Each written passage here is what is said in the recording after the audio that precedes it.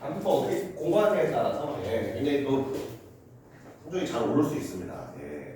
특히 모의고사는 여러분 여기 개인적인 생각이지만 전 제 때는 사실 여러분들 클리닉 때 시키는 그 공부만 했었거든요. 그러니까 이 시험 보고 오답 철저하게 분석하고 뭐 솔직히 말하자면 저는 맞은 문제까지 다시 봤어요. 오답만 보면 볼 게 없거든. 진짜 농담입니다. 제가 뭐 국어 모의고사 보는데 몇 개나 틀리겠어요. 뭐 틀려봤자 두세 개겠지. 그래서 오답만 하면 공부할 게 없어서 저도 맞은 문제도 다시 봤었는데 그렇죠. 그래서 모의고사 한 회 정도 보면은 한 7, 8시간 정도 붙잡고 그것을 계속 리뷰했거든요. 이 문제를 맞추기 위해서 어떻게 해야 했을까? 뭐 시간을 줄이기 위해서 어떻게 해야 했을까? 그게 사실 여러분들 다 클리닉 때 하는 내용이니까 저는 그 공부법 굉장히 좋다고 봅니다. 그래서 뭐 모의고사 성적이 필요하신 분들은 모의고사 한 해 연습했다 거기서 멈추지 마시고 자기가 본 시험에 틀린 문제 위주로 리뷰를 해보면서 이 문제는 이랬어야 맞췄다. 아 이게 이래서 답이구나. 이런 것들을 계속 공부하고 축적해 나가시기 바랍니다. 그러면 진짜 좋은 답이 나올 거예요. 죄송합니다. 시작을 이런 말로 해서 미안합니다. 아무튼 오늘 진도 나갈 부분은 문학 3강이고요. 저와 또 앞 시간을 문학 공부한 다음에 뒤에는 이제 원장님과 이어서 독서 수업을 들어주시면 될 겁니다. 좋습니다. 오늘 나갈 부분은 여러분 현대시예요. 현대시 좋아하십니까? 아 죄송합니다. 이런 죄송함이 아무튼 대답 안 하는 걸 알고 있어. 현대시를 학생들이 현대시를 굉장히 어려워하더라고요. 그래서 왜냐면은 여러분들 내신 현대시는 문제가 어떻게 나오죠? 전부 다 여러분의 해당 학교 선생님이 가르쳐 주신 막 시의 뭐 상징적 의미, 뭐 순서진 의미 이런 것들을 많이 물어보죠. 되게 치사하게. 그래서 여러분들이 모의고사 시를 볼 때, 나 이거 처음 보는 시인데 그러면 어떻게 해야 될지 모르겠다. 이렇게 선생님이 밑줄치고 이건 무슨 뜻이야 이렇게 안 가르쳐 주니까 시 독해가 안 된다. 이런 상황에 많이 접하실 텐데, 그럼 모의고사 시는 그럴 필요가 없어요. 간단하게 생각하시면은 이런 상징적 의미나 숨은 의미는 여러분 다 보기로 줍니다. 여러분들이 오히려 이제 정답률을 높이고 문제를 막기 위해서 할 일은 시에서 나타난 어떤 사실관계를 잘 파악하는 거예요. 이 생각을 가지고 여러분 첫 번째 타이틀을 보시면 어떻게 되어 있습니까? 시는 해석하는 게 아니라 해석이 아니라 먼저 보는 것이다 라고 나오고 있죠. 여러분 시의 숨은 의미 이런 거 너무 집중하지 마세요. 어차피 여러분들한테 그런 대단한 문학적 소양을 요구하는 게 모의고사라는 시험이 아니거든요. 오히려 수능 모의고사라는 시험에서는 시의 숨은 의미보다 겉으로 보이는 여러분들이 읽었을 때 발견할 수 있는 사실관계에 관련된 내용들이 훨씬 문제로 많이 출제됩니다. 그러니까 여러분들이 현대시를 마주하는 자세에서 내가 뭔가를 숨은 걸 알아내야 돼. 이렇게 생각하지 마시고 일단은 그렇죠. 쓰여 있는 걸 바탕으로 사실관계 확인에 굉장히 신경 써주세요. 그러면 현대시가 좀 편해질 수 있습니다. 좋습니다. 그럼 오늘은 여러분 현대시를 대하는 두 가지 태도, 사실상 네 가지 태도거든요. 하지 말아야 할 것 두 가지와 해야 할 것 두 가지. 오늘은 이 내용, 네 가지 내용이 나름 의미가 있다고 생각해서 전부 다 좀 보고 넘어갈게요. 자, 첫 번째 하지 말아야 할 것입니다. 여러분들이 실제로 모의고사 현대시를 풀다가 이걸 하고 있다면 이 짓을 하지 말라는 거예요. 자, 무슨 내용인가? 첫 번째. 이 시험은 무슨 의미인가? 그렇지. 항상 이거를 생각하려고 해. 근데 이걸 혼자 파고들지 마세요. 자, 여러분들이 생각한 내용들이 여러분들이 문학적 감수성이 좋아. 평소에 뭐 시를 잘 읽어. 평소에 시도 좀 써. 그렇다면은 여러분들이 생각한 숨은 의미가 맞을 수도 있는데 아마 문제에서 그런 것들을 잘 물어보지 않거든요. 그래서 시어의 의미를 뭔가 혼자 추론하고 파고들고 이러한 자세를 오히려 버려두시면 굉장히 좋습니다. 그냥 객관적으로 겉으로 드러난 내용 위주로 보세요. 모의고사에서는 이게 훨씬 더 효과적인 독해가 돼요. 자, 두 번째. 굉장히 이제 중요한 내용이 나와요. 두 번째 해야 할 것. 바로 끝까지 읽고 화자의 감정 방향부터 잡기인데 저는 이제 현대시에서 이걸 할 수 있는 게 굉장히 중요하다고 봅니다. 지금 무슨 말이냐면 화자의 감정을 파악하는 거예요. 화자가 지금 이 상황에 대해서 뭐 긍정적으로 느끼는지 부정적으로 느끼는지 혹은 화자가 어떤 대상에 대해서 생각한 시가 있는데 화자는 저 대상을 긍정적으로 평가하는지 부정적으로 평가하는지 그런 것들을 잘 구분하는 게 모의고사 현대시에서 굉장히 좋은 접근 방법이거든요. 그래서 밑에 있는 설명 보시면 맞아요. 좋은 감정인지 나쁜 감정인지 여러분들이 이것만 구분하실 수 있어도 모의고사 현대시를 독해하는데 전혀 뭐 이것만 할 수 있으면 모의고사 현대시가 굉장히 잘 독해될 겁니다. 그리고 제가 굉장히 여기서 강조하는 것은 여러분 서술된 감정에 주목했으면 좋겠어요. 그러니까 대부분의 시에서 여러분들 이 화자가 가지고 있는 겉으로 드러나지 않는 숨은 감정 이런 걸 파악하는 문제는 오히려 많이 없습니다. 분명히 시의 화자가 자신의 감정을 서술해놨어요. 이에 대해서 나는 뭐 자괴감을 느끼네, 이에 대해서 나는 뭐 부끄러움을 느끼네, 안타까움을 느끼네 이런 식으로 서술된 감정 부분이 있거든요. 그래서 감정이나 태도 같은 게 서술되어 있다면 그 부분에 항상 밑줄을 치고 이거를 어떤 화자의 감정의 주요 방향으로 잡으십시오. 그래서 쓰여져 있는 감정, 서술된 감정이 진짜 중요합니다. 없는 감정 찾지 마세요. 쓰여진 감정, 서술된 감정을 여러분들이 먼저 생각하시면 좋습니다. 그러니까 이게 반어법이 아닌 이상은 그렇지. 이 서술된 감정을 이대로 받아들이는 게 굉장히 중요합니다.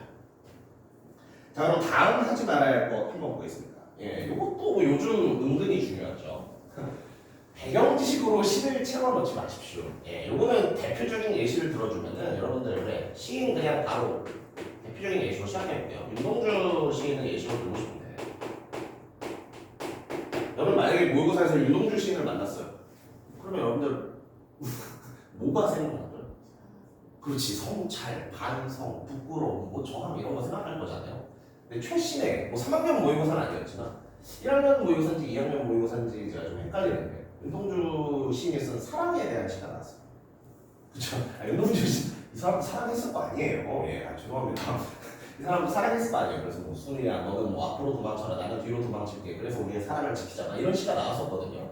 그래서 여러분들이 유명한 작가 혹은 공부 많이 하신 분일수록 그 작가는 이런 시 아니야? 하고 배경 지식을 가지고 있다가 오히려 시 독해가 늦어지는 경우가 생길 수 있습니다.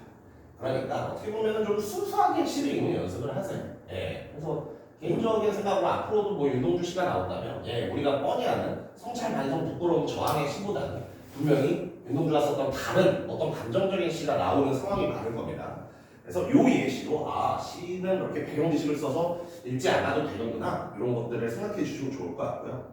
그리고 마지막 이거는 뭐 모든 문학에서 너무나 중요한 내용이죠. 여러분 생각보다 숨은 내용, 없는 내용 찾는 문제가 많이 없어요. 여러분들이 정답을 고를 때는 반드시 지문 안에 있는 것만 근거로 쓰는 게 좋습니다. 1년에 이렇게 써 있었으니까 이게 정답이지 라는 식으로 정답 구성이 되어야 여러분들의 정답률이 올라갈 수 있어요. 그러니까 뭐다?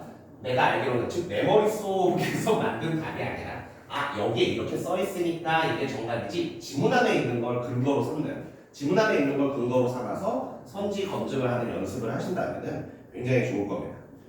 그래서 네 가지 태도 살펴봤고요. 저는 개인적으로 전부 다 중요하다고 생각해요. 예, 그 네 가지 태도 잘 기억해 주시고 밑에 독해 순서 5가지의 독해 순서가 나오고 있는데 이 부분에서 좀 중요한 거 위주로 한번 살펴볼게요.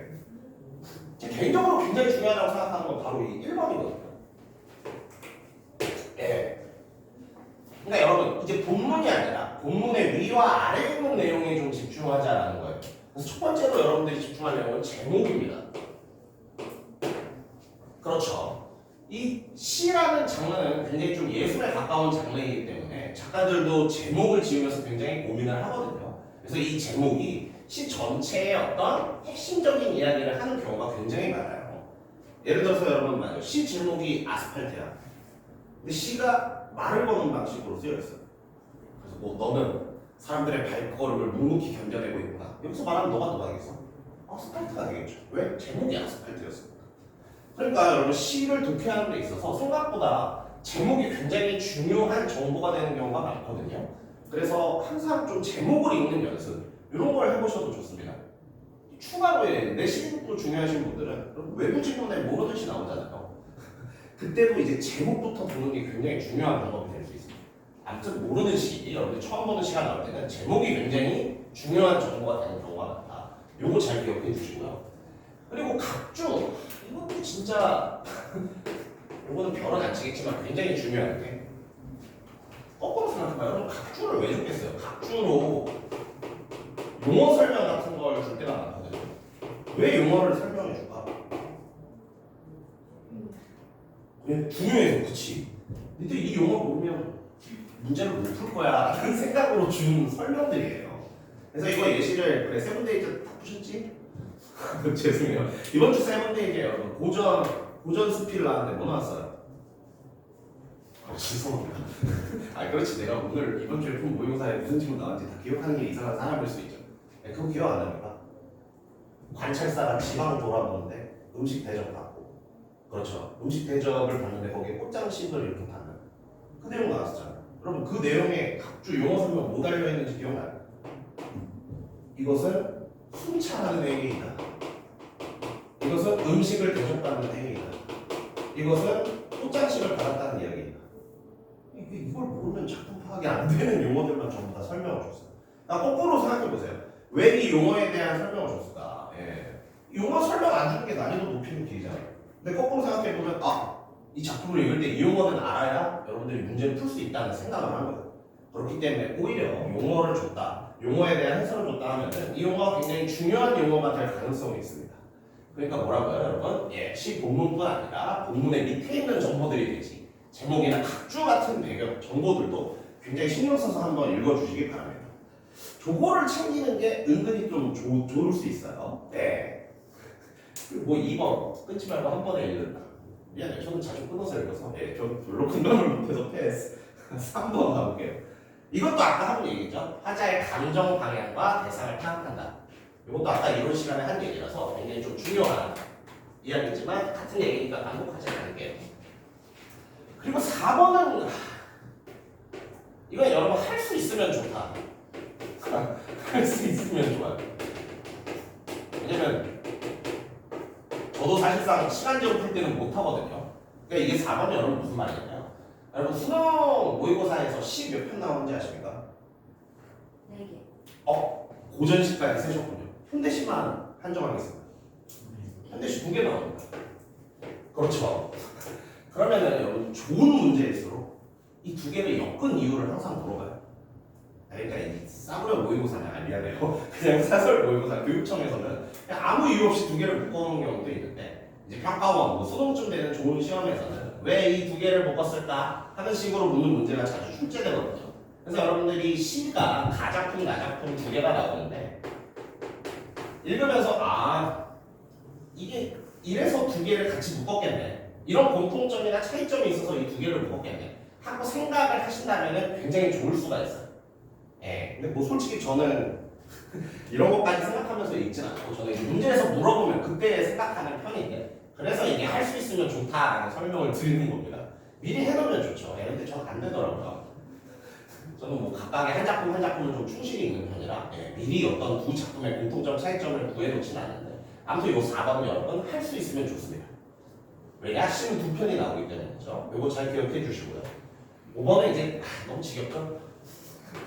그냥 보기 있으면 보기부터 읽어라. 이건 모든 문학에 적용되는 이야기예요. 근데 여러분 특히 이 보기를 먼저 읽는 행위가 현대시에서는 굉장히 효과가 좋습니다. 현대시에서는 효과가 굉장히 좋아요. 왜냐면 시는 좀 짧잖아요. 그렇다 보니까 이 본문의 내용뿐만 아니라 보기에 추가되는 내용이 시를 해석하는 데 굉장히 도움을 주는 경우가 많이 있어요. 그래서 보기를 먼저 읽는 게 문학의 기본적인 특이지만 현대시에서는 특히 더 효과가 좋다. 저도 현대시에서는 보기 먼저 읽을 때 있습니다. 그걸 좀 기억해 주시면 좋겠어요. 예를 들어서 이제 이호수능 때 제가 한 번 말씀드렸지만 이 킥킥 막 이런 시가 나왔었거든요. 당신 사랑합니다 킥킥 막 이라는 시가 나왔어요. 그래서 읽다가 멘붕이 맞죠. 이거 뭔 말이야. 그럼 어때? 저도 그때는 보기를 봐요. 그래서 보기를 봤을 때 뭔가 누군가를 그리워하는 대상에 대해서 뭔가 의식의 흐름으로 순실해. 그럼 어때요? 이해가 안 되는 게 당연하죠. 의식의 흐름이니까. 되게 편하게 읽을 수 있게 되거든요. 그래서 여러분 현대시에서는 보기를 먼저 읽는 게 굉장히 효과가 좋습니다. 그리고 오늘 저희가 풀어볼 문제들도 보기 읽고 문제 실제로 본문에 들어갔을 때 굉장히 효과가 좋은 문제들로 구성되어 있으니까 혹시 뭐 보기를 나중에 읽으시는 학생이라도 오늘 현대시 문제 풀 때는 한번 보기 읽고 그걸 바탕으로 시를 읽어보는 연습을 해보시면 굉장히 좋습니다. 좋아요. 그래서 그런 내용들 우리 살펴봤고요. 자, 이제 다음 페이지로 넘어가서 다음 페이지의 이론 내용은 역시 별 내용 아닙니다. 보기에서는 어떤 내용들이 이제 제시될까, 보기를 어떻게 읽어야 할까에 관련된 이론 내용인데, 그렇죠. 현대시에서 보기를 읽는다 하면은 1번 굉장히 중요할 수 있어요. 보기를 바탕으로 보기를 읽어서 할 행동 중에서 가장 중요한 행동은 바로 키워드를 추출하는 행동입니다. 그래서 보기에 쭉 줄글로 써 있을 텐데, 예, 거기서 중요한 키워드를 추출해 보세요. 물론 이런 책에는 뭐 3개 이내로 추출해라라고 나오고 있는데 저는 그렇게 동의하진 않아요. 예, 때때로는 뭐 4개, 5개 이상의 키워드를 추출해야 될 때도 있거든요. 다만 이제 그렇죠. 이제 목동 저희 본점에서 사교육 1번지 목동에서 이 교재를 만드시는데 목동 분들은 그렇죠. 많이 추출하지 말고 3개 이상, 3개 이하로 추출해서 예, 오히려 이것만 기억하는 게 좋다. 이걸 좀 컨셉으로 잡으신 것 같아요. 저 개인적으로는 예, 3개가 넘을 때도 있으니까. 아무튼 키워드를 잘 추출하시면 돼요. 아, 이 시의 키워드는 이거구나. 자, 그럼 그 다음에 해야 할 행동이 전 2번이 굉장히 중요하다고 보거든요. 이 추출한 키워드를 바탕으로 지문을 보는 겁니다. 근데 어떻게 되겠어요? 추출한 키워드에서 지문을 여러분 적용하거나 혹은 일치시키거나 혹은 대응하면서 읽으세요. 예를 들어서 보기를 읽는데 보기의 키워드가 병신이라고 나왔어요. 아주 죄송합니다. 그럼 시를 읽으면서 할 거는 시에서 병신이 누구지? 일치 대응시키면서 읽는 거예요. 그렇죠. 이런 연습을 해보시면 굉장히 보기가 충실하게 잘 주어졌을 때 문제의 난이도가, 지문의 난이도가 확 내려갈 수 있습니다. 네, 병신이라는 예를 들어서 미안해요. 갑자기 생각난 건데. 아무튼 그래서 그렇죠. 키워드를 추출하고 그 키워드를 본문에 적용일치 대응시키면서 지문을 보십시오. 그럼 시의 문제가 쉬워질 수 있다. 좋습니다. 그리고 3번, 4번 볼게요. 이것도 굉장히 중요한 내용이죠. 제가 항상 강조하는 내용이지만 본문에 없는 내용이면 그거 틀린 소리거든요. 근데 똑같아요. 보기에 없는 내용이어도 그거는 역시 틀린 소리입니다. 네, 본문에 있거나 보기에 있거나 그래야 정답이 성립할 수 있어요. 그래서 3번 내용은 여러분들이 문제 푸실 때 한번 적용해 볼 만한 내용이고 4번은요. 그렇죠. 여러분 지문 보기에 교집합이 된 걸 정답으로 골라야지 여러분들 머릿속에서 교집합이 된 걸 정답으로 고르면 안 됩니다. 그래서 이것이 과도하게 적용하지 않는다. 이것도 역시 여러분 문제 풀 때 굉장히 도움될 수 있는 방법입니다. 네, 이렇게 해서 이론 내용은 다 살펴봤거든요. 정리해서 말하자면 뭐야? 시에서 생각보다 수문의 의미 많이 안 물어본다. 충실하게 시를 읽는 연습을 해라. 그리고 보기가 있으면 보기를 잘 활용해라. 그리고 충실하게 시를 읽을 때 중요한 것은 화자의 감정, 요 감정들을 파악하는 일이 그래도 중요하다.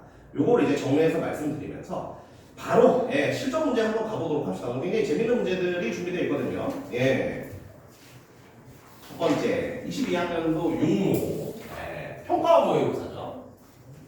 굉장히 재밌는 문제 세트고 미리 말씀드리자면 지금 오랜만에 옛날에 이거 풀다가 오랜만에 문학 하나 풀려서 굉장히 열받았었는데 여기서 제가 틀린 문제 있습니다. 그러니까 이걸 다 맞추시면 여러분이 어떤 면에서 저보다 더 뛰어나실 거예요.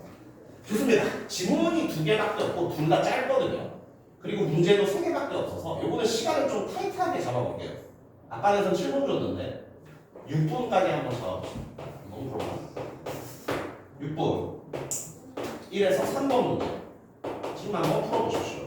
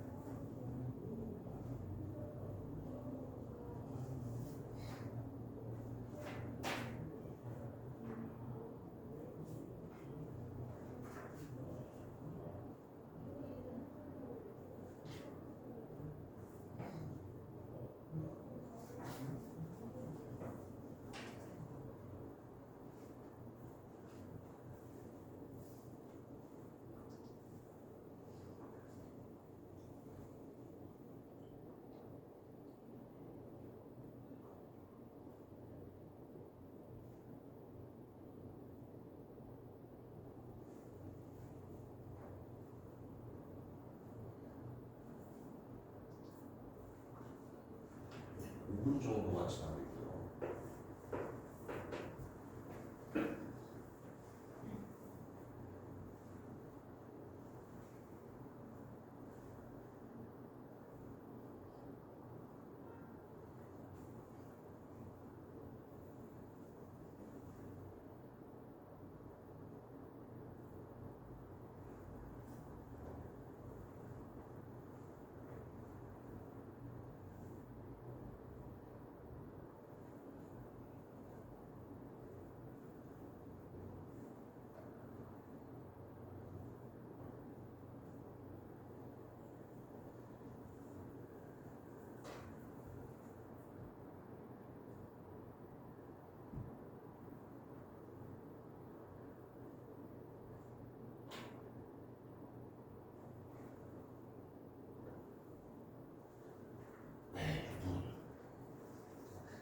중간을 미리 하겠습니다. 근데 사실 시험 점수한 7분까지 써도 뭐 되거든요. 그래서 아직 답이 다 안 나오신 분들은 끝까지 답을 내보시고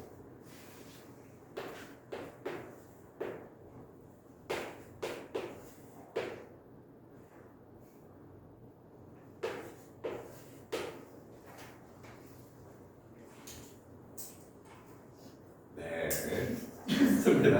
훌륭하신 분들이 많이 있군요. 예. 예, 아무튼 좋습니다. 그래서 뭐 미리 말씀드리자면 제가 실제로 이걸 풀 때 한 2년 전에 풀었었는데 그때 3번 문제를 틀렸었고 굉장히 열받는 문제인데 예, 아주 죄송해요. 왜냐면 또 핑계를 대자면 핑계예요. 예. 시간 조절하려고 빨리 풀다가 이제 틀렸다. 죄송합니다. 예, 아무튼 보겠습니다. 예, 그래서 요 작품들 일단은 여러분들 평가원 모의고사다 보니까 우리가 항상 하는 행동들이 있죠. 왜 제가 이걸 알려드리냐면 항상 여러분들이 내년에 선택하게 만들기 위해서예요. 내가 수능특강을 공부했을 때 얻을 수 있는 이점. 여러분들 나 작품이 EBS 수능특강에 출제된 문제였습니다. 그래서 정상적으로 수능특강을 공부했다면 사실상 나 작품도 안 읽고 풀 수 있거든요. 그럼 뭡니까? 6분이 아니라 뭐 3분 때에도 사실 나는 풀릴 수 있을 거라고 봐. 그래서 여러분들 시간이 좀 문제이신 분들이 있을 거예요. 나는 뭐 읽으면 다 맞추는데 시간이 문제다 하는 분들은 내년에 수능특강에 특히 현대시나 고전시는 공부하시는 걸 추천드립니다. 예, 왜냐면 진짜 좀 날로 먹을 수 있거든. 그러니까 안 읽고 풀 수 있거든. 문제를 안 읽고 푼다는 거 아니고 작품을 안 읽고 풀 수 있거든요. 그래서 뭐 이 작품도 나 작품이 EBS 습득이었고 가 작품은 예 비연계 작품으로 여러분들이 실제 시험장에서 처음 와야 되는 시가 맞았고요. 혹시나 오늘 좀 정석적인 풀이 보기를 먼저 보고 푸는 풀이로 들어가 보도록 하겠습니다. 그래서 현대시니까 제가 아까 말씀드렸다시피 보기 먼저 읽고 키워드를 추출한 다음에 그 내용을 바탕으로 시를 읽어 내려간다면 굉장히 편할 수가 있거든요. 일단 그럼 3번 문제 보기를 보도록 합시다. 자, 보기 내용 보겠습니다. 시는 결핍을 느끼는 상황에서 굉장히 좋지 여러분. 시에서 또 굉장히 중요하게 파악해야 될 정보가 상황인데 벌써 이건 어때요? 이 시의 상황은 결핍을 느끼는 상황이다. 결핍을 느끼는 상황이라고 굉장히 중요한 정보가 줬어요. 다시나 다시나 전부 중요하게도 예 그렇죠. 결핍이 느껴지는 시입니다. 그 상황에서 어떻게 한대요? 새로운 가치, 결핍에서 멈추지 않고 새로운 가치를 발견해서 그것을 통해서 삶을 성찰하기까지도 할 수 있답니다. 예컨대 연륜, 가작품이었죠? 가작품은 축적된 인생의 경험에서 중요한 건 뭐예요? 축적된 인생의 경험이 여러분 뭘 만듭니까? 결핍을 만들어요. 그럼 여러분들이 해야 될 건 뭐야? 가작품에서 결핍을 만들어내는 줄말을 쓸게요. 추진경 미안합니다. 축적된 인생의 경험은 무엇일까? 이걸 찾으면서 읽으라는 거예요. 그렇죠. 나 작품은 어떻습니까? 대장간의 유혹이 나 작품이었죠? 대장간의 유혹은 더 많이 설명해 줍니다. 현대인이 추구하는 편리함에서 결핍이 만들어진대요. 그러면 나 작품에서는 이것도 줄말로 쓸 때 미안합니다. 현추편, 현대인이 추구하는 편리함이 무엇일까? 요거를 찾으면서 읽는다고 생각하면 훨씬 편해질 수 있죠. 그래서 뭔가 이런 것들을 발견하면서 읽어야겠다 생각을 하고 그렇지. 화자를 통해서 일상생활에서 경험한 것들이 재해석된다. 근데 중요한 건 뭐예요? 마지막 두 줄. 두 작품은 결핍된 상황에서 벗어나려는 의지가 있습니다. 그러니까 여러분들이 뭔가 부족하다고 느껴. 그래서 들어간 대학이 마음에 안 들어. 그럼 어때요? 그냥 다녀야지. 이건 어때? 그냥 결핍제로 살아가는 거예요. 근데 어때? 자리 박차고. 그럼 반수해야지. 이건 어떻습니까? 벗어나려는 의지를 보여주는 거죠. 이 시의 화제들도 마찬가지랍니다. 결핍이 있는 상황에서 포기하고 그런 게 아니라 뭔가 벗어나려는 의지. 그렇죠. 그러면 이 벗어나려는 의지는 화자의 어떤 지향이나 지향으로 나타나겠죠. 난 이렇게 할 거야. 그렇죠. 그래서 읽으면서 결핍을 이렇게 벗어나려고 지향하고 있구나. 이 지향점 같은 것도 찾으면 굉장히 좋을 겁니다. 아무튼 보기를 봤을 때 여러분 굉장히 많은 정보들을 알려주고 있죠. 그래서 현대시에서 보기를 먼저 보는 이 독해 방법이 굉장히 효과가 좋은 경우가 많이 있어요. 여러분 미리 물어볼까? 가에서 이거 의외로 잘 발견을 못 하시던데. 여러분 가에서 결핍을 만들어내는 축적된 인생의 경험과 관련된 시호는 뭐죠? 경력. 나쁘지 않아요. 하지만 저는 경력보다 경력도 그 중에 하나지만 경력보다 더 지적적인 게 있어요. 맞아. 바로 이 시의 제목인 연륜이 됩니다. 그래서 여러분 연륜 아마 뜻은 다 아실 거야. 그래도 혹시 모르는 분들을 위해 설명을 해드려요. 그러니까 여러분 제목에 항상 좀 집중을 하라는 겁니다. 왜 시의 제목을 연륜으로 지었겠어요? 연륜이 굉장히 중요하니까. 그렇게 봤을 때 연륜이라는 용어의 뜻은 이 연이라는 것은 해, 이열이라는 뜻이 있고 유는요, 바퀴, 휠이라는 뜻이거든요. 영어부터 미안해요. 해가 지날수록 생기는 바퀴로 뭐겠어요? 해가 지날수록 생기는 바퀴. 그렇죠. 그렇지. 나이테를 말합니다. 그래서 1번 뜻이 여러분 나이테예요. 그리고 우리 그렇지. 이 운동관에서 이제 원장님께 연륜 있다 정도의 말할 수 있지. 죄송합니다. 원장님 들으시려나? 연륜이란 건 뭐예요? 시간이 지나면서 무언가에 굉장히 능숙해지는 것을 우리가 능숙되고 숙련돼지는 것을 연륜이라고 하죠. 그렇죠. 그래서 이 두 가지의 뜻이 있습니다. 굉장히 연륜이 있으신 무슨 얘기를 하는 거예요? 제가 좀 목에 컴플렉스가 있어서 그래요. 백수영 오래 하다가 강사를 늦게 시작해서 연륜이 하나도 없습니다. 영신이 무슨 녹화하고 있을 때 이런 말 하면 안 되는데. 그렇죠. 그래서 그러니까 요즘 그런 거 새벽 같은 중고 이런 느낌. 죄송합니다. 아무튼 거기까지 봤고요. 그래서 연륜에는 이런 뜻이 있고 그럼 어때요? 이 뜻을 생각해 봤을 때 축적된 인생 경험 시간이 지날수록 능숙해지는 거 맞아요. 축적된 인생 경험 보기에서 말했던 축적된 인생 경험이 바로 연륜이 되는 겁니다. 그럼 중요한 건 뭐예요? 이 연륜이 바로 결핍을 만드는 거예요. 이걸 파악했다면 여러분들이 시를 읽으면서 연륜이라는 시어를 왜냐하면 부정적으로 연륜은 결핍을 만들어내니까 연륜이라는 시어를 부정적으로 읽으셨겠죠. 그럼 되게 편해지는 겁니다. 어쨌든 평가원 지문이니까 이 시는 좀 한번 구체적으로 보도록 할게요. 이러면서 제가 시의 어떤 시어들을 판단하는 방법들을 좀 설명할까 하는데 잘 보세요. 무너지는 꽃 이파리처럼 휘날려 바람에 깔리는 서른 남은 해야. 그래서 서른 남은 해라는 것에 대해서 이 용어가 나왔거든요. 무슨 뜻인가요? 나무는 여러분 남짓이라는 뜻입니다. 서른 남짓한 해야 라고 봤을 때 여러분들한테 만약에 이 서른 남짓한 해 30살 정도의 인생을 말하겠죠. 이것을 긍정과 부정으로 평가한다고 한다면 여러분들은 어떻게 평가할 수 있을 것 같습니까? 그렇죠. 부정. 왜죠? 사실 이 이유가 중요해요. 보기에 관련돼서 해석을 하셨군요. 나쁘지 않습니다. 근데 조금 더 보기를 만약에 보기가 없다. 공문에 관련해서 이걸 공부 판단한다. 깔린다. 사실 나는 무너지는 게 더 중요하다고 생각하거든요.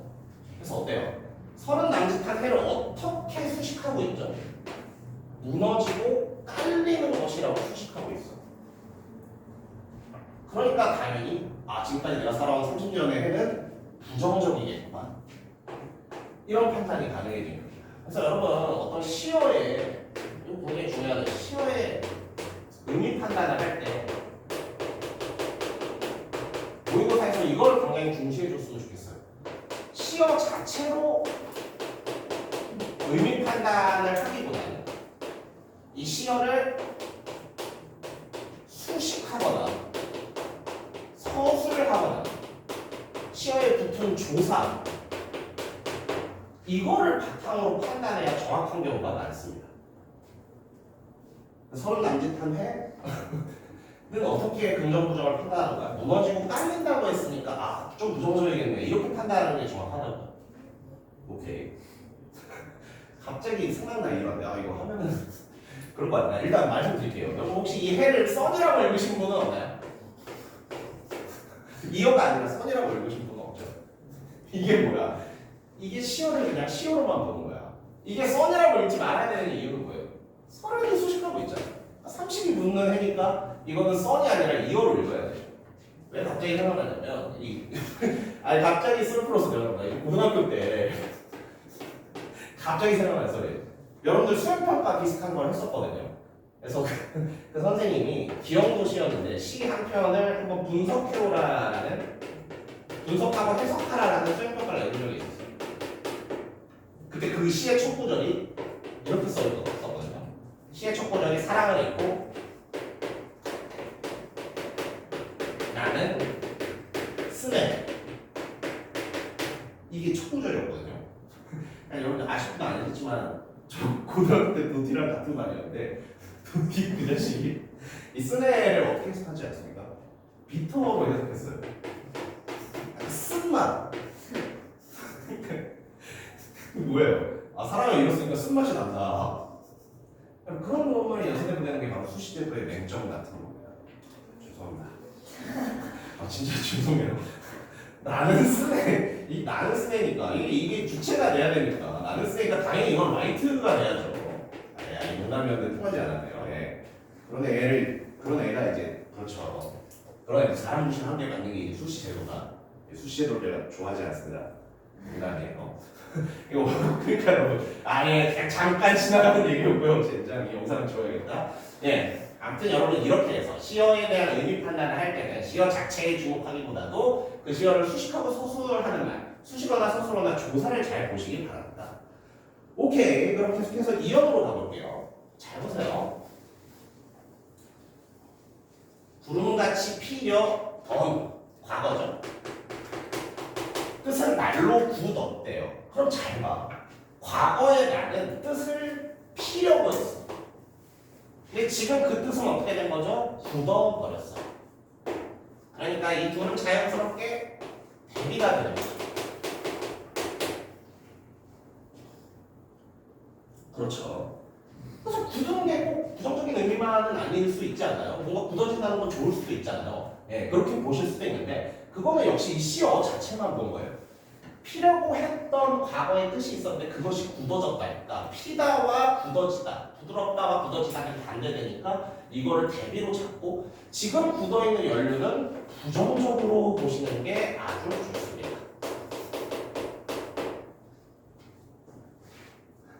물론 이연에서 연륜을 부정적으로 판단 못하셔도 괜찮습니다. 왜? 곱다랗다라고 수식되어 있으니까 이거 혹시 긍정인가? 라고 생각이 드실 수도 있어요. 저는 굉장히 자연스럽다고 보거든요. 왜냐면 연륜 자체가 아니라 곱다랗다 연륜이라고 했으니까 긍정인가? 라고 보실 수도 있는데 너무나도 그러니까 친절하게 마지막 연에서 어때? 연륜을 어떻게 한다고 하죠? 그렇지. 연륜은 끊어버려야 할 대상입니다. 그러니까 연륜은 부정적 시험에 이렇게 판단을 하시는 거죠.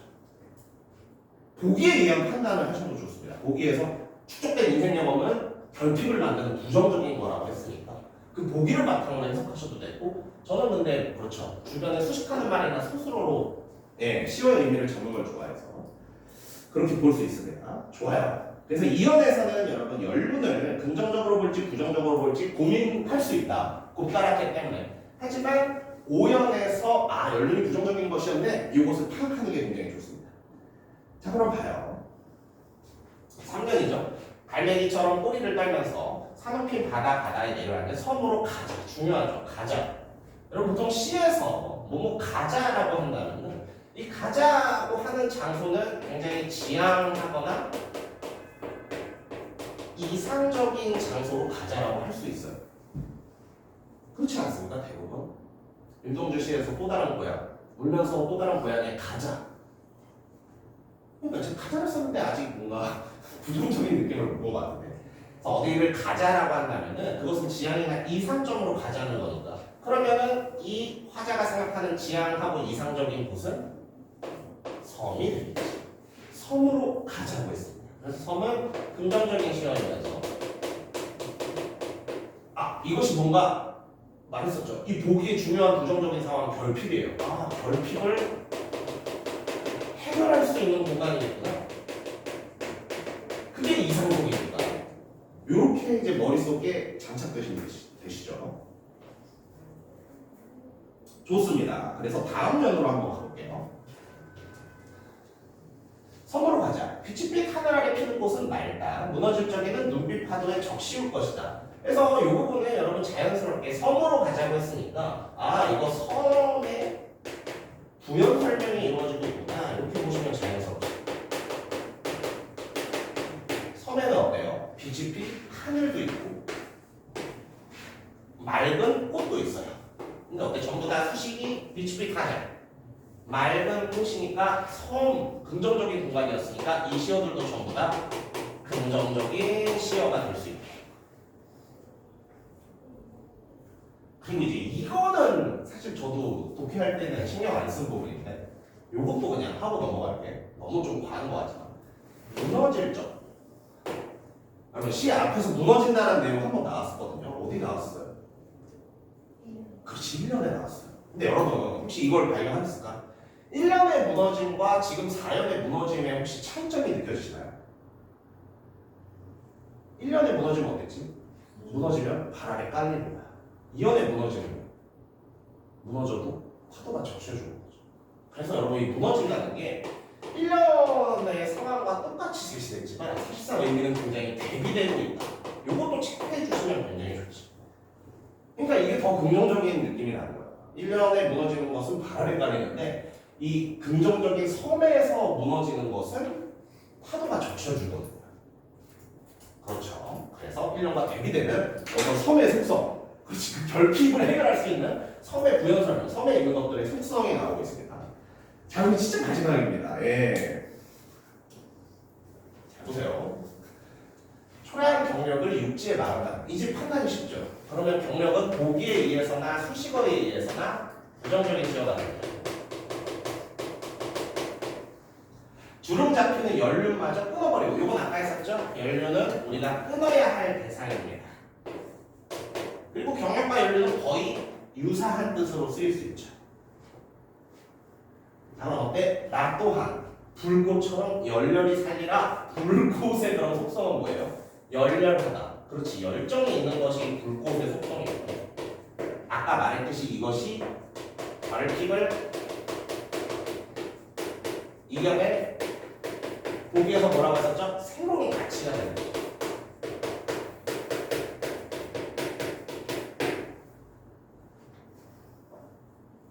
그래서 다 그렇지 않습니까? 여러분들이 몇 년 동안 똑같은 거 해오다 보면 다 매너리즘에 빠지잖아요. 예. 오히려 그런 것들이 나에게 결핍을 만든다. 그런 것들을 끊어버리고 열정이 있는, 열렬하고 있는 불꽃처럼 살고 싶다 라고 하고 있습니다. 이렇게 사람들이, 그러니까요, 이 시에 대한 얘기 하나도 안 했죠. 뭔가 시어의 숨은 의미 하나도 안 찾았죠. 전부 다 그냥 보기의 내용과 수식해주는 말이나 서술해주는 말로 이 시어들의 의미를 평가했었죠. 이게 이제 모의고사식 독해라는 거예요. 예, 숨은 의미 찾을 필요 없습니다. 이렇게 수식해주면 그냥 뭐 머릿속에 약간 상상력만 있으면 돼요. 이렇게 수식해주는구나. 이런 걸로 판단을 하시면 되고요.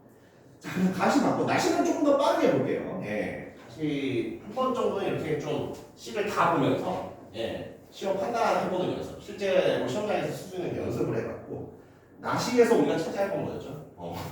현대생활이 주는 편리함이, 현대생활이 주는 편리함이 결핍을 만든다고 했었잖아. 자, 혹시 찾아보셨습니까? 이 나그래서 결핍을 주는 현대생활의 편리함, 그걸 딱 직접적으로 보여주는 시어가 뭔 것 같아요?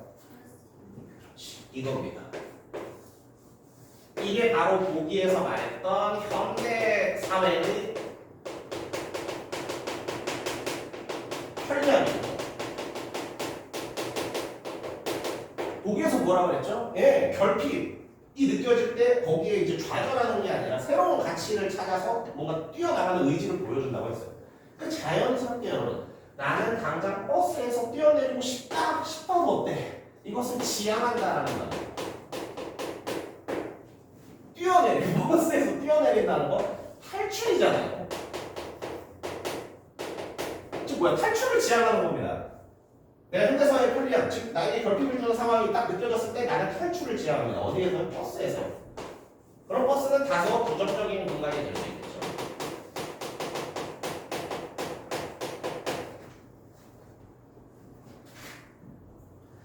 좋습니다. 그렇게 볼 수 있겠고 또 굉장히 재밌게도 이 구절과 정반대되는 구절이 있어요. 바로 헐몬의 대장간을 찾아가고 싶다. 한번 보세요. 싶다 역시 어디 뭐만 하고 싶다 지향이. 근데 다 찾아갔네. 여기에 도착하고 싶은 이제 지향이 나오는 거구나. 아까는 탈출을 지향했다면 이번에 거기에 가고 싶은 도착을 지향한다라는 말이 나옵니다. 그러면 헐몬의 대장간은 너무나도 자연스럽게 긍정적인 공간이 될 수밖에 없죠.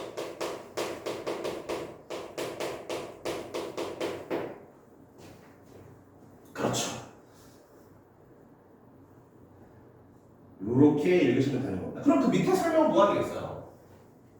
그렇지, 이건 이제 대장간에서 뭐 하는지를 알면 좀 편해지는데 여러분 이제 이만큼 풀무질로 여기서부터 여기까지는 이 뭐가 되는 거야? 헐몬의 대장간. 헐몬의 대장간에 대한 속성이 설명되는 부분입니다. 어떤 속성이 주로 보여요? 좀 정성들이 열심히 하는 속성이 보이지 않습니까? 그러니까 플라스틱 물건처럼 공장에서 찍어내는 게 아니라 얘는 어때? 불로 달궈서 두드리기도 하고 갈아주기도 하고 굉장히 땀 흘리며 정성 들여서 만든다는 걸 알 수 있어요. 아, 그래서 이 사람이 느끼는 현대사회의 편리함에 대한 어떤 결핍은 전통사회에서 뭐야? 뭔가를 굉장히 노력해서 열심히 만드는 걸로 해결할 수 있을 것 같아요. 오케이, 이런 식으로 시를 읽어주시면 됩니다. 그럼 또 어때? 아, 이렇게 대장간벽에 걸리고 싶다. 이것도 지향이죠. 그럼 대장간벽에 걸리는 행위는 당연히 어때? 이상적이고 긍정적인 행위가 되죠. 싶다만 가지고 지금 다 만들어내는 거예요. 그랬을 때 어떻게 됩니까? 이걸 생각하니까 지금까지 살아온 인생이 엄청 부끄러워지는데 보기에 또 지금까지의 삶을 성찰할 수도 있다라고 했었네요. 그 성찰 부분이 되겠네요. 좋습니다. 이제 마지막입니다. 그래서 여러분들이 읽으실 때 사실상 뭐 직지사가 뭔지 해고소가 뭔지 모르실 수도 있어요.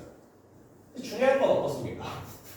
결국 직지사해여서 아득한 나락으로 떨어져 내리는 똥덩이, 즉 똥덩이라는 시어를 판단하면 되거든요. 이거는 당연히 여러분 긍정, 부정? 부정이겠죠. 왜요? 아득한 나락, 떨어져 내린다. 이 시어 자체도 똥덩이잖아요. 부정적인 시어로 볼 수 있고 이 부정적인 시어는 보기에 따르면은 결핍이겠죠. 결핍이 느껴질 때 나는 가는 길을 멈추고 문득 어딘가에 걸려있고 싶다는 또 지향이 나왔죠. 어딘가 걸려있고 싶대. 이 어딘가는 당연히 열려있어. 헐몬의 대장간이 되겠지.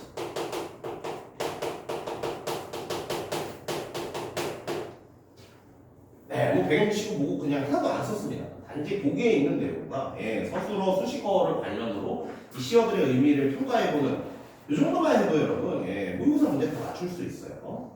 좋습니다. 그렇게 해서 지문들 쭉 살펴봤으니까 이제 문제의 정답들 한번 구성해보고 다음 질문으로 넘어가 보도록 하겠습니다. 자, 1번 문제입니다. 정답 4번이었죠. 잘 보세요. 여러분 C에서 표현법 문제는 억지로라도 계속 이렇게 생각하세요. 어떻게 나온다? 모두 하나의 얘기하는데 시어를 활용하여 라는 표현 기법을 써서 화자의 인식을 드러낸다 라는 효과가 만들어져야 됩니다. 제가 늘 강조드리는 거지만 고등학교 문제에 여러분 뭐 대꾸법을 썼다 이런 성질은 나오지 않아요. 대꾸법을 써서 안정감을 주고 있다 이런 식으로 표현과 효과로 구성된 성질가 나오거든요. 그래서 여러분들이 문학 표현법 문제를 정확하게 맞추시려면 선지를 이렇게 표현과 효과로 나눠서 읽는 연습을 계속 하셔야 됩니다. 근데 이제 또 약간 음모론을 제기하는데요. 잘 봐요. 하강의 이미지가 담긴 시어를 쓰면 당연히 하강이나 추락이라는 화제 인식이 무조건 드러날 것 같아요. 그렇잖아요. 하강의 이미지가 담긴 시어를 썼으면 당연히 화제는 하강, 추락, 떨어짐이라는 인식이 생길 수밖에 없지 않나? 사실상 이 효과는 무조건 맞을 수밖에 없어요. 그래서 여러분 표현과 효과로 나눠 생각하지만 가끔 이 효과가 검증을 안 해도 되는 것들이 있습니다. 당연히 맞을 수밖에 없어요. 그럼 한번 볼게요. 그러면은 이 사실상 4번 문제는 하강의 이미지가 담긴 시어가 있기만 하면 되거든요. 전부 다 있었죠. 여러분 가에는 뭐가 있었죠? 가에는 미안하다. 저 보면서 할게요. 가에는 무너진다. 그리고 깔린다. 요런 시어들이 하강의 이미지를 보여주고 있었고요. 나에도 있었죠. 나에서 하강을 보여주는 거. 뛰어내리다.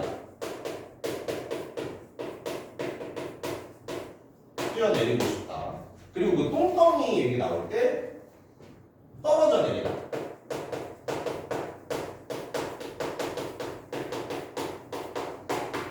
네, 강화 작품 전부 다 하강과 관련된 시어들이 엄청 많이 쓰였습니다.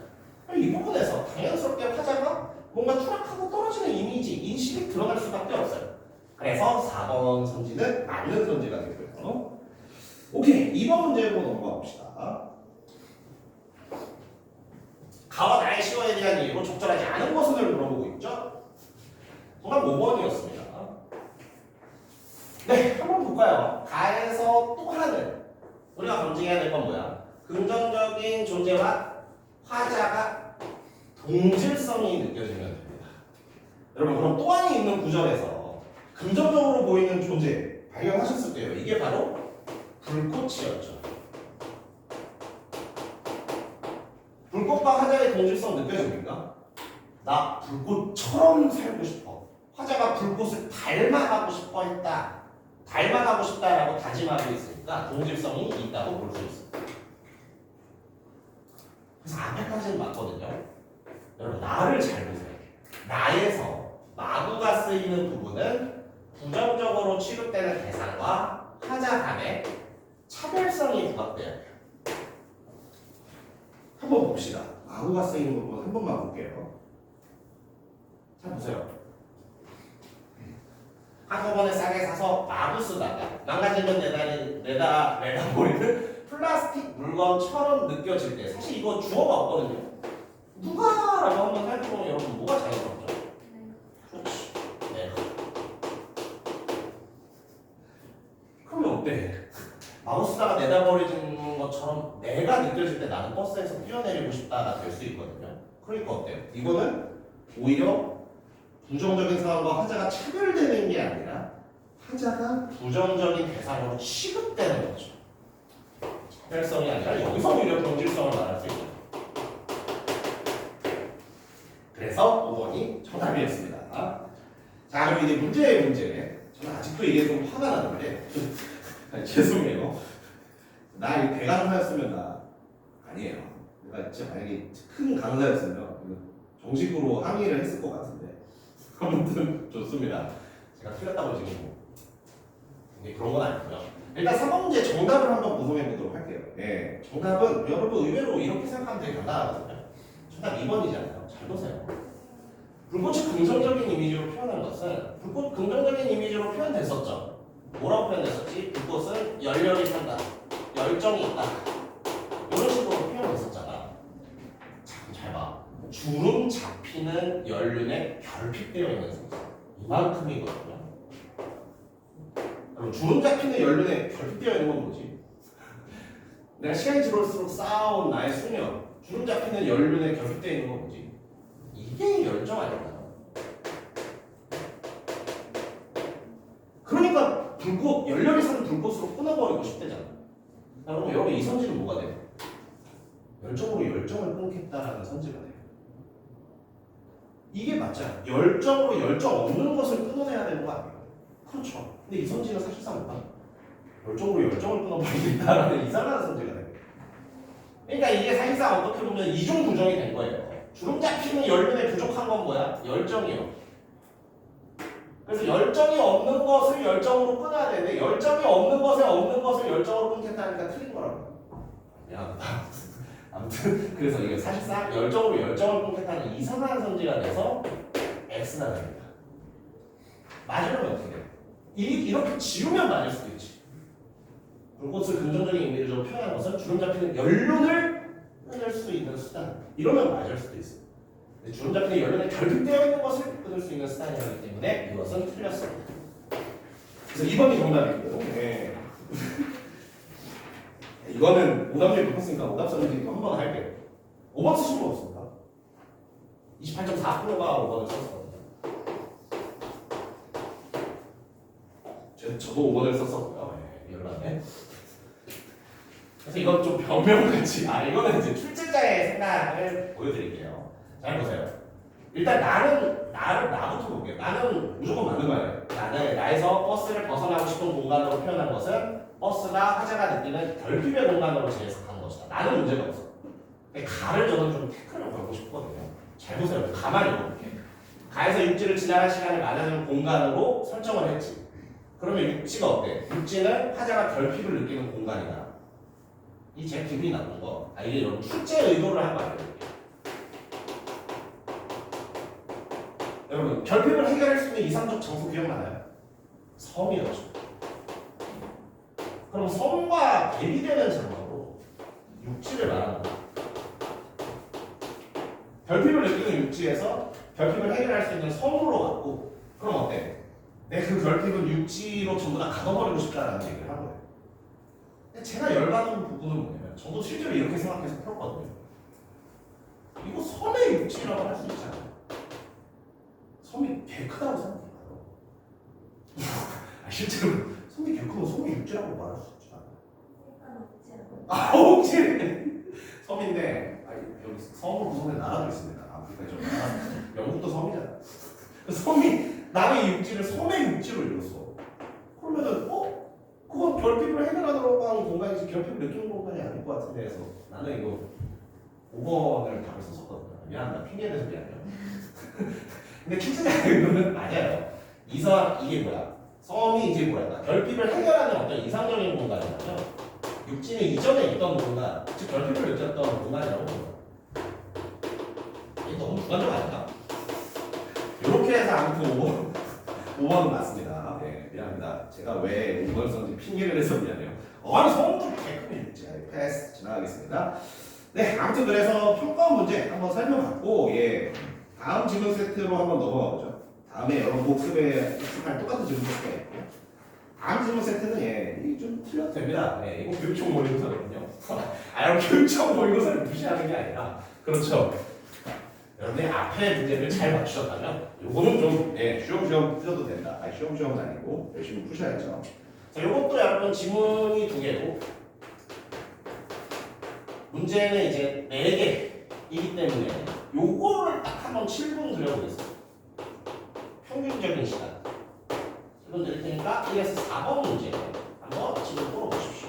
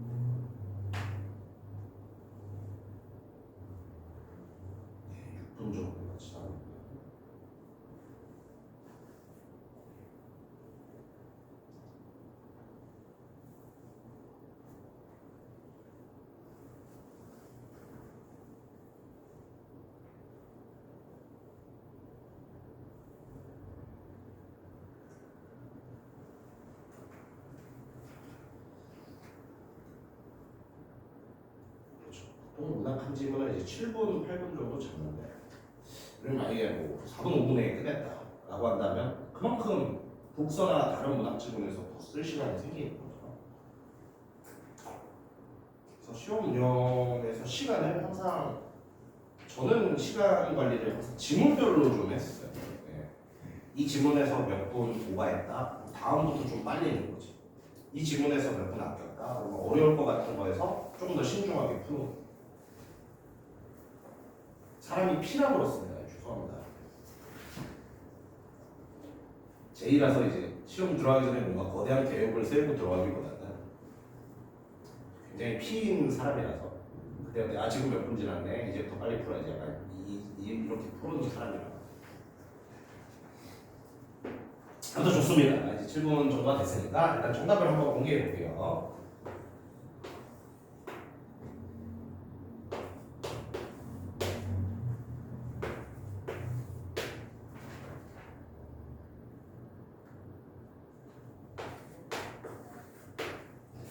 네, 이렇게 정답이 나왔고요.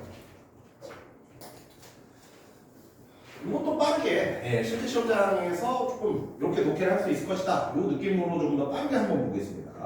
일단 뭐라고요? 그렇지. 현대시는 보기의 효과가 굉장히 커. 보기를 읽고 역시 아까처럼 본문에서 이런 것 좀 생각하고 찾아보면서 읽어야겠다 라고 생각하면 굉장히 좋겠죠. 자, 그럼 보기의 내용을 한번 보겠습니다.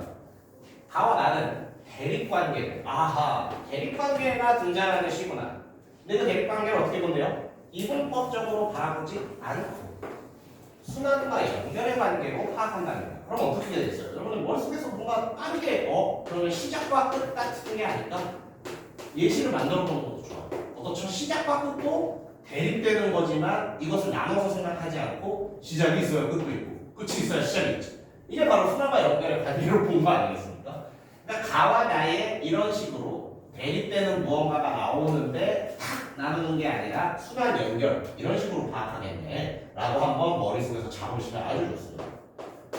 그랬을 때 가에서는요. 가에서 대립관계를 보여주는 건 뭐예요? 상반된 마음 상태. 그러니까 여러분 가에는 아마 A라는 마음 상태가 있고 B라는 마음 상태가 있을 거예요. 이것을 의미적으로 봤을 땐 대립일 겁니다. 그렇죠. 대립된 마음 상태, 상반된 마음 상태가 순환을 이루는 관계를 보여주면 서로가 서로의 전쟁이며 어느 하나가, 이게 중요하지, 어느 하나가 극복의 대상이 아니다. 그러면은 A 마음, B 마음이 대립되는 거고 둘 중에 하나는 조금 일반적으로는 부정적인 의미를 가지고 있어요. 왜? 극복의 대상이 아니라고 했으니까. 그럼 어때요? 일반적으로는 부정적이지만 이 B, 부정적이라는 B 마음도 하지만은 극복할 게 아니라 오히려 받아들여야 한다. 뭐 이런 뜻으로 이제 진행이 되겠죠. 오케이. 가시에서 이제 이런 걸 찾으시면 됩니다. 나는요. 나의 대립관계는 고립되어 있는 두 섬이랍니다. 그래서 나에서는 두 섬이 대립하는데 문제는 뭐예요? 두 섬이 대립한다. 대립적인 면을 지녔음에도 이게 굉장히 중요해요. 공통점을 가지고 있다. 두 섬이 있는데 이 두 섬에 공통점이 있고 공통점을 가지고 있으면 두 섬이 공통점으로 인해 연결되네요. 대립되는 두 섬 같지만 그 두 섬에 공통점이 존재하기 때문에 두 섬은 연결이 될 수 있다. 그럼 나를 읽으면서는 두 섬의 공통점을 찾는 게 굉장히 중요하겠죠. 그래서 뭔가 이 정도를 머리에 그려놓고 독해를 시작하면 되게 편할 수 있다. 이게 이제 보기에서 키워드를 추출하는 방식이었고요. 요건 그럼 바로 적용해 볼게요. 그럼 가에서 우리가 보기에서 뽑아낸 A마음, B마음은 뭐죠? 찾으셨을 거예요. 바로 이건 피로와 근지입니다. 피로와 근지가 보기에서 말했던 대립되는 두 마음 상태고요. 뭐가 일반적으로 부정적이죠? 피로가 부정적이죠. 근데 보기에서 뭐라고 했죠? 그렇다고 피로를 극복하면 안 돼. 왜? 피로가 있어야 근지도 생길 수 있습니다. 그래서 보기에 따르면 이 부분이 제일 중요해요. 피로와 근지, 이게 바로 대립되는 두 가지 마음 상태. 이론은 조금 부정적일 수 있지만 하지만 보다 극복의 대상은 아니다. 오히려 받아들여야 한다. 이게 이제 딱 보기에 근거한 해석을 하는 거죠. 여러분 사실 이러면 끝났어요. 예, 죄송합니다. 진짜 끝입니다. 나작품은요. 나작품에서 여러분 뭐 찾자고 했었죠? 두 섬이 대립되고 있는데 중요한 건 뭐야? 두 섬의 공통점 때문에 두 섬이 연결된다고 했습니다. 두 섬의 공통점 혹시 이거 찾으신 분 있나요?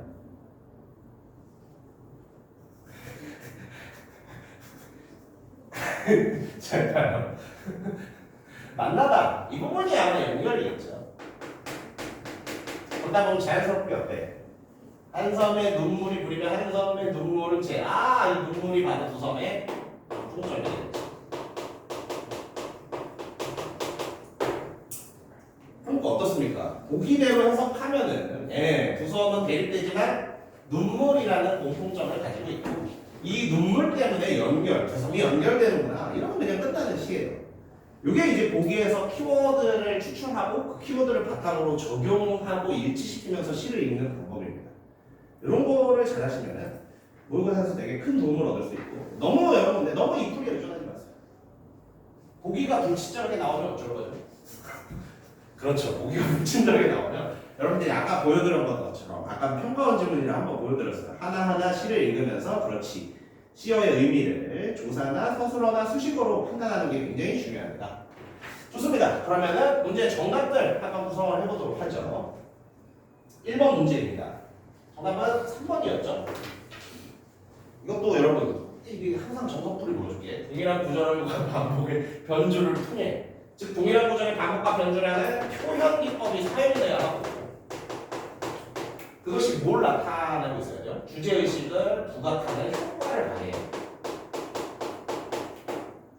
이것도 살짝 좀 그렇지. 이것도 살짝 잡기술적으로 접근해보면 여러분이 신이야. 여러분이 어떤 구절을 계속해서 반복해서 거기 주제가 안 담길 수가 있나? 라고 생각하지 않아요? 아니 그렇잖아요. 여러분들이 그냥 쓴 게 아니라 특별히 뭔가를 반복해서 쓴 구절인데 거기에 그 시의 주제의식이 안 담길 수가 있나? 당연히 담길 수밖에 없을 거예요. 그래서 이것도 어때? 이 표현을 쓰면 이 효과가 발휘된다는 건 너무나도 자연스러운 겁니다. 그러면 사실상 동일한 구절의 반복과 변주만 찾아도 되죠. 예. 그럼 어떻습니까? 가시에서는 여러분 반복되는 구절이 어떤 부분에 있었죠? 죄송해요. 그렇지. 땡땡한 날인가 보다. 이게 어때요? 앞에 뭔가 그렇지. 땡땡의 날인가 보다. 이런 것만 바꾸면서 반복. 그렇죠. 변주되었었죠. 요거 있었고. 또 있지 않았나? 이런 것도. 땡땡은 내가 만드는 거. 이것도 굉장히 반복과 변주를 통해서 주제의식을 부각하고 있습니다. 나작품에서도 있지 않았나? 쓸 데가 없네. 밑에 쓸게요. 나작품. 나작품에서 반복과 변주가 이루어진 구절은요. 땡땡은 왜 사이에 흐르는가? 이 구절이 몇 번 반복되었죠. 왜 사이에 흐르는가? 이것도 그러네. 땡땡은 왜 사이에 땡땡하는가? 요것이 반복되었고요. 그 정도? 이것도 있네. 땡땡에게로 가네. 이것도 요 앞에 내용만 바꿔서 계속해서 반복 변주되고 있었죠. 그래서 이 동일한 구절의 반복 변주를 통해서 그리고 이런 부분들이 시인이 무언가를 반복하고 계속해서 쓴다는 것, 주제의식을 부각할 수밖에 없다. 이런 생각으로 접근하면 3번이 맞다는 걸 쉽게 파악할 수 있었을 겁니다. 2번 문제로 가봅시다. 2번 문제는 여러분 개인적으로 이거 정답을 맞추는 것뿐만 아니라 모의고사 한 대시간 하시는 분들은 이게 여러분 모의고사 독해를 연습하기 굉장히 좋은 문제예요. 모의고사 독해를 연습하기에 굉장히 좋은 문제다.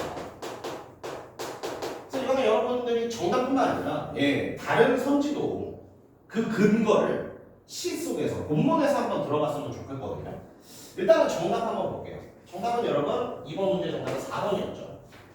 이언에서 나는 소리가 없고 젖지 않은 채 살아온 자신의 모습을 바로잡아야 함을 인식한다. 이것은 바로잡아야 할 모습이 아니었지.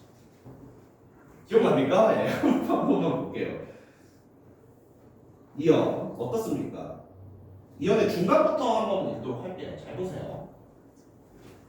나의 원천, 나의 최종점은 긍지래요. 그럼 어때? 나의 근원이자 최종점이라고 수식해주고 있으니 긍지는 무조건 긍정적 시험. 뿐만 아니라 여기에 이상적인 상태라고도 볼 수 있겠지. 근데 그 긍지를 말하고 나의 최종점 긍지. 땡땡하고 땡땡하고 땡땡하지 않는 것이라고 했어요. 그럼 요만큼 여러분 뭐가 되겠어요? 이 긍지를 부연 설명하는 게 되지 않습니까?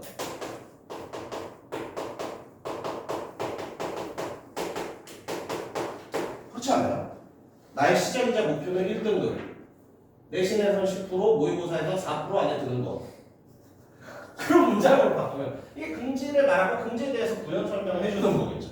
그럼 자연스럽게 어때? 소리가 없고 젖지 않는 것은 긍지의 속성이 됩니다. 소리가 없고 젖지 않게 사는 것은 긍지의 속성이 됩니다. 이렇게 살고 싶다고 했었죠. 근데 4번 긍지는 뭐라고 했었죠?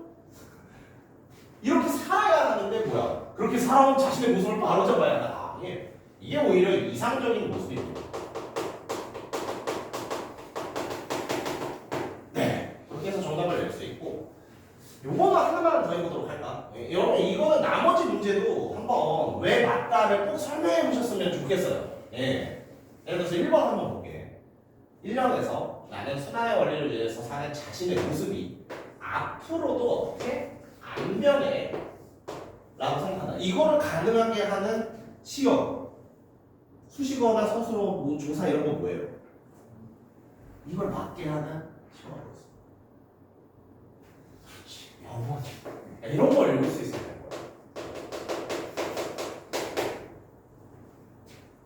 잘 보세요. 1년에 어떻게 써 있어요? 영원히 땡땡할 것이다. 그럼 뭐야?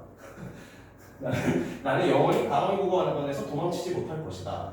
뭐야? 내 학원이 안 바뀐다는 거잖아요. 네. 그러니까 뭐야? 이 영원이라는 이 부사 수식어 때문에 그렇지 1번이 성립하게 되는 거예요.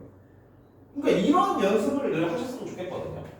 그러니까 이거에 대한 정답 판단을 전부 다 어떻게 지문에 있는 말로 하고 있는 거지. 그러니까 이거를 잘할 수 있으면 여러분 모의고사를 굉장히 잘 볼 수 있어요. 이번까지만 해도 잘 봐.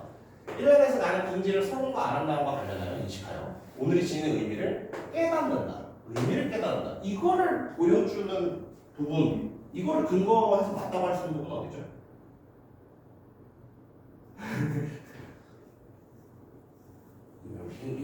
운명인가? 뭔가? 잘 봐. 이거 잘 봐요. 이거 접근을 할 걸 그랬나? 일단 볼게요. 오늘을 인식하는 부분이 여기죠. 오늘은 긍지의 날인가 보다. 뭐야? 뭐뭐인가 보다. 여러분 이거 뭐죠? 이 어미, 이 서술어는 추측이잖아요. 근데 여러분 어떤 깨달음은 추측과 굉장히 잘 어울려요. 네. 나는 병신인가 보다. 지금 내가 깨달았지. 어떤 어조를 썼죠? 추측의 어조를 썼었죠. 그래서 이런 추측의 어조가 깨달음이 될 수 있는 거다. 그래서 인간보다 이것 때문에 2번이 성립할 수 있게 되는 겁니다. 네. 여러분 오늘의 미니 숙제입니다. 예. 정답이 4번이죠. 3번과 5번도 어떤 부분 때문에 본문에서 근거를 찾으세요. 내 머릿속에서 본 거 아니야. 이것 때문에 이게 맞네. 이런 것들을 설명해 볼 수 있으면 아주 좋을 것 같아요. 그래서 모의고사 시독해 여러분 수능 의미 찾고 그러는 게 아니라 이렇게 써져 있으니까 이렇게 이런 수식어, 이런 서술어가 되어 있으니까 이렇게 하는 거 오늘 계속 강조드렸죠. 그걸 연습하기 굉장히 좋은 문제거든요. 그래서 정답뿐만 아니라 나머지 선지들도 이렇게 써 있으니까 맞아 라고 하는 거 연습해 보시기 바랍니다. 이게 모의고사 시독해를 연습하기 굉장히 좋은 문제예요. 좋습니다. 아무도 안 하실 거죠? 이제 해보실 거죠? 한 번만 5번만 한번 해보세요. 네. 이게 뭐 흔히 말하는 좀 객관적인 독해라는 거예요. 네. 작품을 주관적으로 보는 게 아니라 이렇게 써 있으니까 저 구절은 맞다. 이 연습을 계속 해보셔야 됩니다. 오케이, 3번 문제로 넘어가 보도록 하겠습니다. A, B에 대한 이해로 가장 적절한 것을 물어보고 있는데 그렇죠. 이렇게 지우고 A가 여러분 꽃이었고 B가 여러분 하늘이었죠. 그럼 봤을 때 이 구조를 봤을 때 꽃은 여러분 어떤 존재죠? 그러니까 꽃 자체가 중요한 게 아닐 수 있어. 꽃은 뭐다? 한치를 더 잘하는 게 꽃이거든요. 꽃은 뭐라고요? 한치를 더 잘하는, 성장하는 게 꽃이거든요. 자연스럽게 꽃에는 여러분 성장의 의미가 들어가겠죠. 오케이. 하늘은 어떤 존재였죠? 이걸 위해서 여러분 잠깐 문법 지식을 한번 깨어 떠올리도록 하겠습니다. 여러분 잘 봐요. A가 B를 C하다. 이거 여러분 피동형으로 바꾸면 주어가 뭐가 되죠? 알잖아요. 피동. 경찰이 도둑을 잡다. 피동. 도둑이 경찰에게 잡히다 아닌가요? B가 죄송합니다. B가 C 되다라고 되잖아. 미안합니다. 잘 보세요, 여러분. 하늘이야. 하늘이 꿰맨 거예요. 꿰매진 거예요. 꿰매지게 된 거지. 여러분 그럼 하늘에 무슨 속성이 있어요? 꿰매진 것이 되네요. 하늘은 여러분 꿰매어진 것이에요. 그럼 어때? 중요한 거 뭐였죠? 이 시의 중요한 내용이 뭐였어? 대립되는 두 섬이 만나서 연결된다였지. 연결돼서 하늘이 꿰매졌다는 거. 그럼 뭐 어때? 연결과 굉장히 의미가 자연스럽지. 그러면은 정답, 잠시만요. 독서로 넘어가네. 그러면 정답이 어떻습니까? 너무 적절하게 정답이 어디냐? 2번이 되죠. 3번이 되죠. 그렇죠. 그래서 요 선지도 여러분 시의 의미를 파악할 때 제가 지금 어떻게 하셨는지 보셨죠? 이 꽃 자체, 하늘 자체보다는 한 뼘 더 자라는 것, 성장하는 것이 꽃이고, 성장하는 것이 꽃이고, 꿰매어지는 것, 그렇죠. 피도 문장으로 일부러 바꿔봤잖아. 꿰매어지는 것이 하늘이다. 이런 식으로 시어를 수식하는 말을 굉장히 잘 보셔야 돼요. 그래서 자라는 것, 성장, 꿰매지는 것. 뭐 한 번 더 가면 이게 만남과 연결인데 화음까지 갈 수 있겠죠.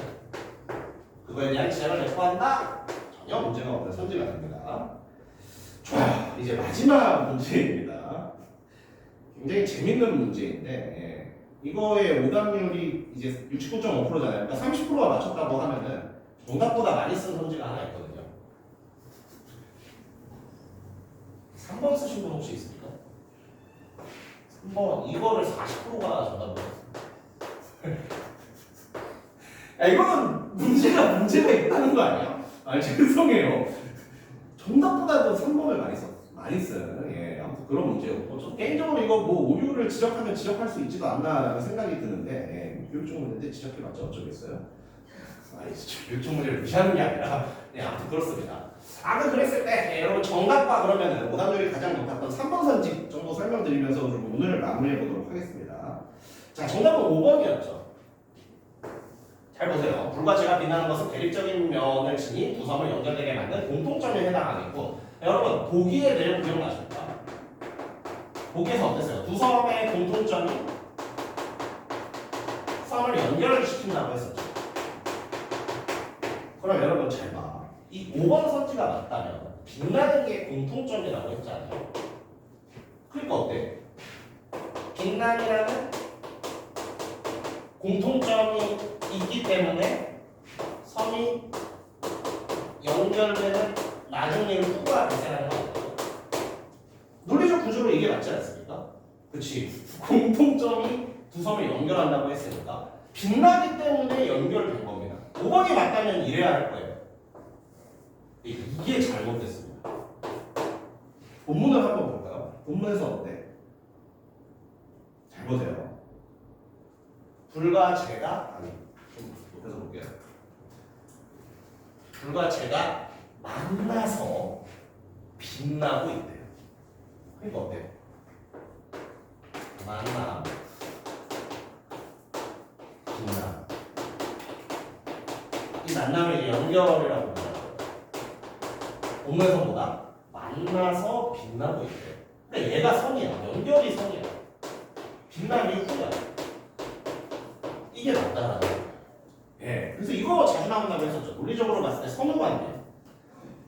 그래서 여러분 다시 문제로 돌아가서 5번이 정답이 되는 이유는요. 예. 빛남 때문에 연결된 게 아니라 공통점 때문에 빛남 때문에 연결된 게 아니라 연결되고 나서 빛남이라는 속성이 나온 거예요.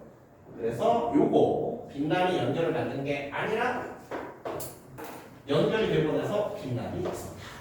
이렇기 때문에 5번이 잘못된 소리가 되는 겁니다. 3번을 쓰신 분이 있을지도 모르니까 구섬이 꿈이라는 집을 지은 것은 구섬의 상황에서 고립되어 있는 구섬의 상황에서 비롯된 것이겠고 이라고 했는데 이 부분을 좀 보면 될 것 같은데 사실 이거를 보기 위해서 저도 머릿속에 자연스럽게 출제자 의도를 생각해보면 출제자는 어둠과 빛은 이 말이 들어가 있었어요. 출제자 머릿속에 어때요? 어둠과 빛은 서로 보이지 않는다. 그러면 자연스럽게 둘이 고립됐네. 서로 안 보이는 곳에 있으니까 이게 성립하지 않습니까? 근데 여러분 이 보기를 읽었을 때 나 이렇게 푸신 분이 혹시 있나 물어보고 싶은데 보기에서 강조했던 내용이 뭐였죠? 두 섬의 공통점이었지. 혹시 이거를 공통점으로 읽으신 분 있어요? 저요. 이러면 3분의 손이 가지 않나? 그쵸. 나도 사실 이것 때문에 40%가 썼다고 생각해. 그러니까 아까 서로가 없는 이 문장 어둠과 빛은 보이지 않는다. 어둠과 빛의 공통점, 두 섬의 공통점 이래서 연결될 수 있지. 그래서 고립돼서 연결된 게 아니라 이 공통점 때문에 연결된 거지라고 생각하면 3번이 틀려 보여요. 그래서 40%나 쓴 게 아닌가 저도 추측을 하고 있습니다. 예. 그래서 출제자의 생각보다 어둠과 빛은 아마 이 자식은 여기 이게 머릿속에 있었을 거야. 서로 보이지 않는다. 고립. 인데 특히 열받는 내용이죠. 예. 이 보기를 읽고 자연스럽게 이 구조를 보면 보이지 않는다는 너무나 자연스럽게 좀 공통점으로 보이는 그래서 오히려 정답보다 3번이 많이 쓰지 않았나라고 생각을 합니다. 열받는 일이죠. 예. 열받는 일이 아니라 그럼에도 그렇지 5번 같은 더 정답 같은 거를 이제 쓸 수 있는 것도 모의고사에서 굉장히 중요한 일이 될 수 있다라고 생각합니다. 예, 아무튼 오늘 이제 문화는 여기서 마무리 되겠고요. 굉장히 고생하셨습니다. 예, 또 쉬는 시간에 푹 쉬시면서 다음 독서 수업도 파이팅 해주시기 바랍니다.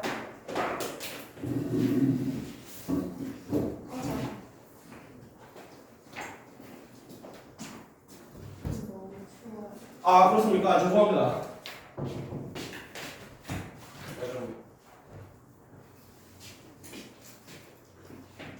이 표정이 뭐야?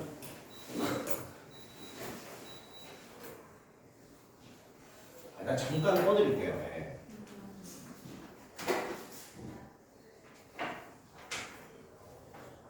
여러분들이 춥다는 말도 못할 정도로 숨도 안 쉬고 강의했군요. 죄송합니다.